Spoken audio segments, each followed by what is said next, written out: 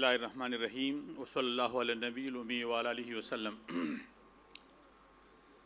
سب سے پہلے میں میزبان مکرم اور تمام اکابرین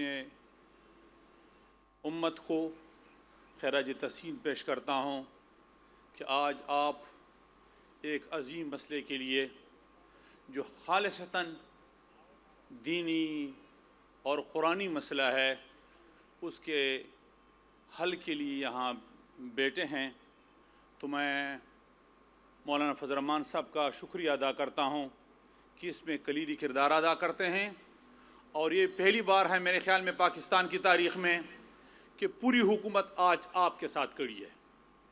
یہ اس سے پہلے نہیں ہوا ہے۔ وزیر خزانہ بھی آپ کے ساتھ ہے، وزیر مذہبی امور آپ کے ساتھ ہے، اور اسی حکومت کے حکومتی اتحاد کا سربراہ اس مجلس کا روح رواں ہے۔ تو میرے بھائیوں، فنی اور علمی لحاظ سے اگر ہم دیکھیں تو اس میں تو دو رائے نہیں ہے کہ سود حرام ہے، عقلاً بھی حرام ہے، نقلاً بھی حرام ہے۔ اور دنیا کے بڑے مذاہب جو اسلام آخری پیغام ہے اللہ کی طرف سے، رسول اللہ پر جو قرآن نازل ہے کا آخر پیغام، انہوں نے تو حل اللہ البیع وحرم الربا صاف صاف فرما دیا۔ اور اس سے پہلے جو دنیا میں عیسائی دنیا ہے، وہ بھی کیتھولک والے، وہ بھی حرمت سود کے عیسائی دنیا بھی قائل تھی۔ یہ تو یہودی ساہوکاروں نے، جس کو بھی اللہ نے منع کیے تھے قد نہوا عنہ، لیکن وہ اپنے سازش سے باز نہیں آتے، اور مسلمان دنیا کو جب بھی قوت حاصل ہوتے ہیں تو ان پر رحم ان کو نظر آتا ہے۔ اسپین میں جب مسلمانوں کی قوت تھی تو انہوں نے ان یہودیوں کو وہاں پناہ دی تھی، عیسائیوں کے ظلم سے تنگ آ کر وہاں بیٹھے تھے، اور پھر وہاں انہوں نے سازش کر کے کیتھولک میں ایک اور فرقہ پیدا کیا، پروٹسٹنٹ، اور اس سے سود کی حلت کا فیصلہ صادر کیا، فتویٰ حاصل کیا عیسائی دنیا سے۔ تو یہ ایک عام سادہ سا مسئلہ نہیں ہے، اس طرح ہمارے بڑوں نے فرمایا بہت بڑا مسئلہ ہے سود کا، اور یہودی جو ہیں پوری دنیا کو اپنی معاشی ظالمانہ شکنجوں میں انہوں نے کس لیے ہیں۔ تو اسی حوالے سے یہودیوں کی اس سازش کو ناکام بنانا کوئی آسان کام نہیں ہے۔ ہمارے بزرگوں نے جس طرح فرمایا کہ یہاں جو ہیں حق اور طاقت میں وہ توازن ہمارے اداروں میں نہیں ہے، حق کو حق نہیں سمجھتے، طاقت کو حق سمجھتے ہیں۔ تو اس کے لیے ضروری ہے کہ پھر میدان عمل میں کون ہوتے ہیں۔ آپ لوگ یہاں صرف تقاریر پر اکتفا نہ کرے براہ کرم، جب میدان عمل سچتا ہے، اور جس طرح ہمارے بزرگوں نے فرمایا کہ عدالت وہ فیصلے نہیں کرتے، وہ فیصلے کس طرح کریں گے، کس کے لیے عدالت رات کے وقت کھولتے ہیں، جس کے پیچھے قوت ہو۔ تو آپ کے ساتھ قوت نہیں ہے، ہم پاکستان میں مسلمانوں کے ساتھ قوت نہیں ہے، اسلام کے نام پر آزاد ہوا ہے۔ تو آپ فیصلہ کریں آج کہ جتنے پاکستان کے مسلمان ہیں وہ سب نکلے عدالت کے سامنے بیٹھ جائے کہ کسی جج کو باہر نکلے کی اجازت نہیں دیں گے جب تک آپ یہ فیصلہ نہ صادر نہ کرے کہ سود حرام ہے۔ اگر آپ نے یہ فیصلہ کر دیا کہ ہم اپنے پاکستانی عوام کو نکالیں گے اور ان عدالتوں کو مجبور کرائیں گے، کیا وفاقی شرعی عدالت نے غلط فیصلہ صادر کیا ہے؟ تو دنیا والے مانتے عقلاً بھی سود حرام ہے۔ اس پر میں تو تقریر تو نہیں کر سکتا، دلائل تو نہیں دے سکتا، عقلاً بھی سود حرام ہے۔ اور یہ جو جس کے کج ذہن ہے عقلی دنیا میں، تو وہ تو یہی دلیل دیتے ہیں انما البیع مثل الربا، وہ تو یہی دلیل دیتے ہیں کہ یہ بیع بھی اس لیے حلال ہے کہ ربا کے مانند ہے۔ یعنی ربا تو اتنا حلال ہے اکثر تشبیہ کی بنیاد پہ کہ وہ کہتے ہیں کہ یہ ربا جو ہیں اتنا حلال ہے کہ سود اس طرح ہے، اس لیے یہ بیع اس کی طرح ہے، یہ تجارت اس کی طرح ہے، اس لیے تجارت بھی حلال ہے۔ تو تجارت کی تشبیہ سود کے ساتھ دیتے ہیں، وہ کہتے ہیں سود تو اتنا حلال ہے کہ اس کی وجہ سے بیع بھی حلال ہے۔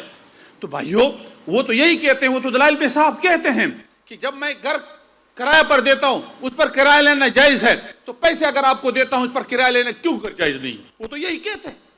تو وہ تو یہی کہتے ہیں کہ اگر میں تجارت میں ایک چیز 1000 روپے پر خرید لیتا ہوں تو اس کو 1100 پر فروخت کر سکتا ہوں، تو میں اپنے پیسوں کو کیوں اضافے کے ساتھ فروخت نہیں کر سکتا؟ تو وہ تو یہ دلائل دیتے ہیں، لیکن وہ فرق نہیں کرتے، اور فرق ہے۔ دیکھو یہ جس مثلاً جنس جو اشیاء ہے، موٹر ہے، یہ کار ہے، یہ جو پرانا ہو ایک نیا ہو تو اس کی ویلیو میں فرق ہوتا ہے یا نہیں؟ لیکن نوٹ نیا ہو یا پرانا اس کی ویلیو میں فرق آتا ہے؟ تو اس کے ویلیو میں کوئی فرق نہیں ہے.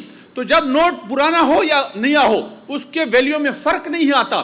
تو آپ کو میں نے پیسہ 1000 روپے کا نوٹ دیا، 6 مہینے کے بعد میں آپ سے واپس لیتا ہوں، وہی نوٹ وہی کام کرتا ہے جو 6 مہینے پہلے کرتا تھا. لیکن ایک موٹر کار میں نے آپ کو آج دے دیا، 6 مہینے کے بعد اس طرح وہ نہیں ہوگا، 6 مہینے کے بعد اس کا ویلیو تبدیل ہو جاتا ہے. تو اسی طرح زر میں اور اشیاء میں فرق ہے. اور اسی طرح زر اور نقد تعین تو قبول نہیں کرتا اور دوسرے تمام اجناس تعین قبول کرتا ہے. تو پھر ان کے معاملات میں احکام میں اسی بنیاد پر فرق ضروری ہے.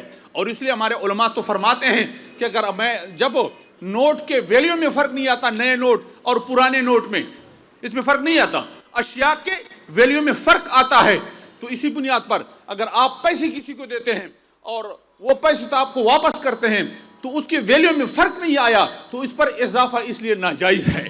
تو اسی بنیاد پر علماء کہتے ہیں کہ سود عقلاً بھی حرام ہے، نقلاً بھی حرام ہے. ایک مسلمان کے لیے تو یہ صرف یہی کافی احل اللہ البیع وحرم الربا.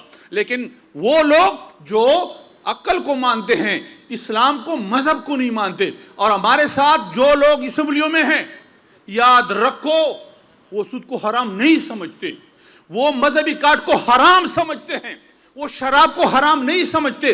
وہ اس لیے آپ علماء کو، دیندار طبقات کو، ان سے میں پرزور اپیل کرتا ہوں کہ خدا را ان طاقت کے اداروں کو مضبوط کرو. اور یہ تب مضبوط ہوں گے کہ وہاں ہمارے پشت پر آپ کھڑے ہو. اگر آپ ہمارے پشت پر کھڑے نہ ہو تو ہم کیا کر سکتے ہیں؟ ہم ہمیشہ ہر بجٹ میں صورت سود پر دلائل دیتے ہیں لیکن کوئی سننے کے لیے تیار نہیں ہوتا. وہ کہتے ہیں یہ مولویوں کی باتیں ہیں.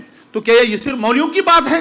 آج یہ بڑے بڑے ہمارے فرموں کے مالک بیٹے ہیں، ماشاءاللہ، اللہ تعالیٰ کو جزائے خیر دے. ایوان ہائے تجارت اور صنعت کے جو سربراہان بیٹھے ہیں تو میں ان کو خراج تحسین پیش کرتا ہوں. آج غلام علی صاحب ہمارے، آپ جانی پہچانی شخصیت ہے کاروباری دنیا میں، تو آپ آج یہاں جو جمع ہوئے ہیں میں آپ کو سلام پیش کرتا ہوں. ہم آپ کے ساتھ ہیں. میں نے تو خود حج کے حوالے سے جو ہمارا رفائی فنڈ ہے، میں نے صاف پہلے دن سے ان کو کہا ہے کہ سود اس پر 1 روپے نہیں لیا جائے گا اور اس کو حلال اکاؤنٹ میں رکھیے. تو ہم تو اپنے اقدامات کر رہے ہیں. تو مولانا صاحب ہمارے ساتھ تشریف فرمائے، انہوں نے مجھے حکم دیا تھا، تمام جو وفاقات ہیں میرے ساتھ بیٹھ گئے تھے. اور یہ تقی عثمانی صاحب ہمارے بہت عظیم شخصیت، انہوں نے جو کچھ کہا تھا اسی کی بنیاد پر جالندی صاحب تشریف فرمائے ہیں، اسی کے ہدایات پر ہمارے جتنے وفاقات کے سربراہ ہیں انہی کی ہدایات پر ہم نے سمری تیار کر کے وزیر اعظم کو بھیجا ہے. اور مولانا صاحب سے یہی درخواست پہلے بھی ہم نے کیا ہے، انہی کے کہنے پر ہم نے سب کچھ کیا ہے. انشاءاللہ العزیز مدارس کے وہ تمام مسائل حل ہوں گے جو آج آپ کو خدشات ہے. آپ کے اکاؤنٹ بھی کھولیں گے، آپ کے سارے مسائل حل ہوں گے. ہم آگے بڑھ رہے ہیں اور آپ سے یہی درخواست ہے کہ آج کے بعد آپ اس طرح نہیں کہ صرف مدرسے کی طرف واپس چلے گئے اور اپنی خانقاہ کی طرف واپس چلے جائے. نہیں، عوام کو اپنے ساتھ ملا کر اور ان لوگوں پر جو ہیں زور ڈالو، ان پر زور دو کہ یہ مسئلہ ہم نے حل کرنا ہے. تو ہم آپ کے ساتھ ہیں.